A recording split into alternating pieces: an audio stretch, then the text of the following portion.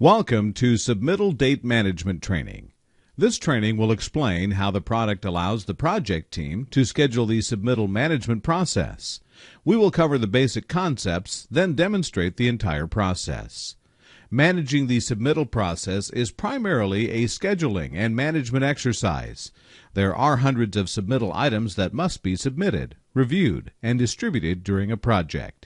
It would be impossible to attempt to process these items all at once, so the project management team creates a schedule to define when each item needs to be reviewed.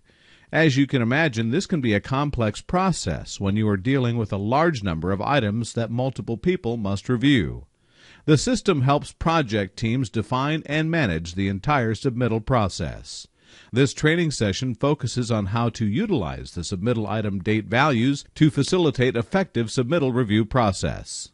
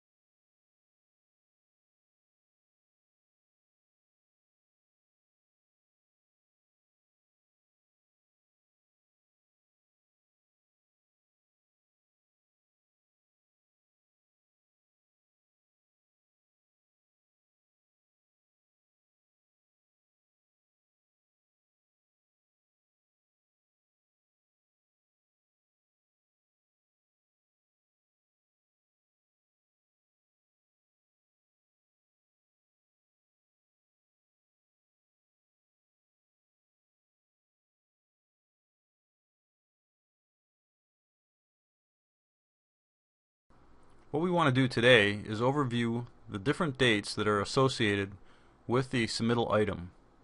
There are 8 dates associated with each item. It may seem like a lot of dates, but they are all very pertinent to a specific step and a specific function within the review process for submittal items. What we've done is create a list here of 6 different submittal items that each is at a different state throughout the workflow of the initial scheduling through the actual closing of the submittal items.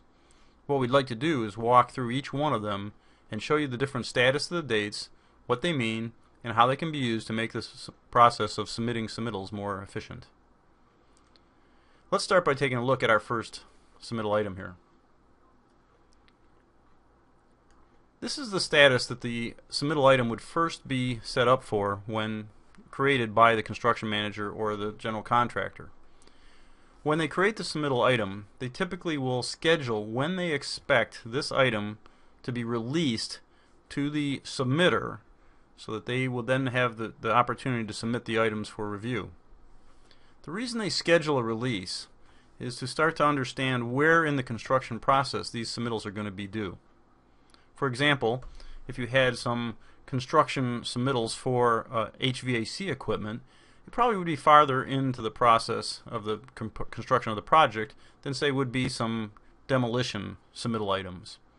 And by putting the scheduled release out there very early, all of the participants on the project can review the dates and let the construction manager or the general contractor know whether there's going to be any problems with the dates and times and getting the information submitted that's required. Some items, like shop drawings, may take a while to actually complete the content and the design information, so the subcontractors or submitters may request a later due date. Now, the scheduled release date is anticipating when it's going to be released. And you can see in this one, none of the other dates are filled in. So the next step, of course, would be for the general contractor or subcontractor to actually release the submittal and then begin to schedule submission. So let's take a look at one that's in that status. Our second item here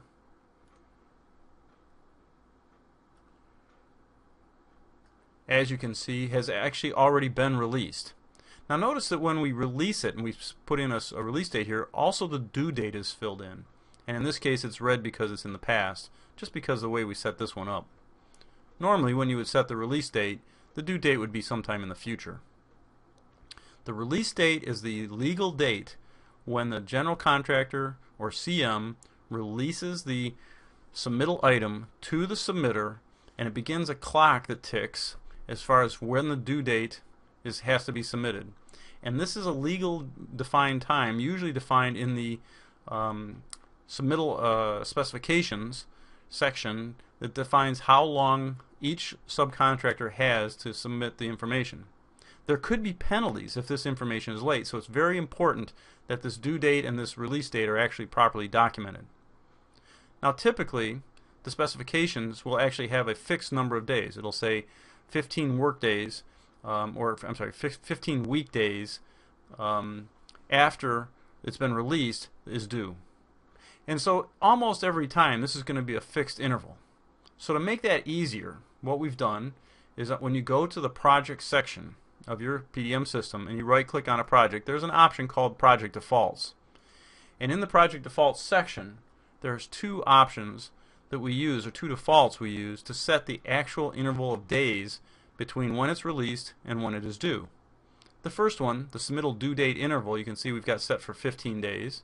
And the second one, which is submittal return date interval, is 21 days. And what that says is that when we release a submittal for the submitter, he has 15 days from the date it's released to when it's going to be due. However, when we then release that same submittal item to the architect or to the design team, they have 21 days in which to complete their reviews. And these values can easily be changed to any value, and they are usually scheduled in weekdays. Not calendar days, so we don't count weekends, but weekdays. We also don't count business days because we don't know what holidays would actually be used in there. Alright, so now we can see happen is, let's go back and we're going to move our first item here from and show how we would release it. So when the item comes up, you'll see we go in and we say we'd like to set the release date, and let's say we actually release it instead of the 1st like we expected. We're actually going to release it on the 4th. We're a couple days late. And notice that it comes up and says, would you like to set the due date to 15 dates after the release date? And that is the contractual amount. If I say yes, it'll automatically fill in the due date based on the contract values that we've set in those project defaults. If for some reason the subcontractor has negotiated a longer period of time for this due date, of course you can simply override the due date by selecting it and clicking it. That's how you can set the go from a scheduled release date to set the actual release date, which then defines the due date.